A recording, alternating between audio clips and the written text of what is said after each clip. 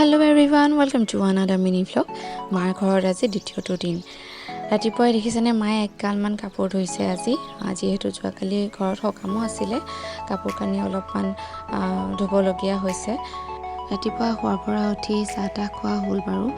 এতিয়া অকমান সময় বহো বুলি আগফালৰ বাৰান্দাখনলৈ আহিলোঁ আৰু মোৰ পাছে ৰুহিও আহিলে তাই বোলে মোকে মেকআপ কৰি আছে মোকেনো ধুনীয়াকৈ সজাই দিব তাই মানে মোৰ আজি মেকআপ আৰ্টিষ্ট আৰু পুৰা মেকআপত লাগি গৈছে বাইদেউ মোক মেকআপ কৰাৰ পিছত এতিয়া হেনো মই আকৌ তাইক মেকআপ কৰিব লাগে সেইকাৰণে তাইক অকণমান এনেই কৰি দিছোঁ সঁচাকৈ কৰা নাই বাৰু এনেই ধেমালি মানে ব্ৰাছডালটো এনেই তাইক মানে খেলাই আছোঁ অলপ সময়ৰ কাৰণে যোৱাকালি সকামটো থকাৰ বাবে দিনটো মাহঁতো কাম বনৰ মাজতে ব্যস্ত হৈ থাকিবলগীয়া হ'ল এতিয়া আবেলি হওঁ হৈছে ৰহিও শোৱাৰ পৰা উঠিলে আৰু তাই শোৱাৰ পৰা উঠাই মেলি লৈ পেলাই ভাবিছোঁ এফালে যাওঁ আচলতে আজি শাওণ মাহৰ প্ৰথমটো সোমবাৰ সেইকাৰণে ভাবিলোঁ মন্দিৰৰ পৰাই আহোঁগৈ এপাক আৰু ৰুহিক সেইকাৰণে উঠাই দিলোঁ অকণমান সোনকালে তাইক উলিয়াই কৰি লৈ পেলাই আমি ওলাই ৰেডি হ'লোঁ তিনিওজনী যাম মা ভণ্টি আৰু মই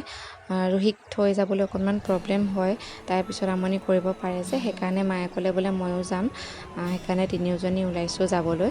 ভাবিছোঁ পোহৰ হৈ থাকোঁতে গৈ আহোঁগৈ তাইক লৈ বেছি সন্ধিয়ালৈ নাথাকোঁ সেইকাৰণে ওলাই আহিছোঁ এতিয়া তিনিওজনী আৰু তাই একেবাৰে আইতাকৰ কোচত উঠি লৈছে গাত তত নাইকিয়া হৈ আছে ফুৰিবলৈ যাবলৈ বুলি ইমান যে ফুৰি ভাল পায় নহয় ছোৱালীজনী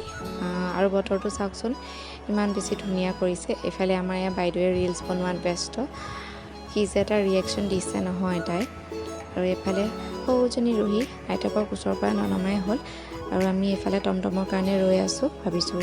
টমটমতে যাওঁ আৰু সোনকালে গৈ মেলি মন্দিৰৰ পৰা আহোঁগৈ এইফালে এতিয়া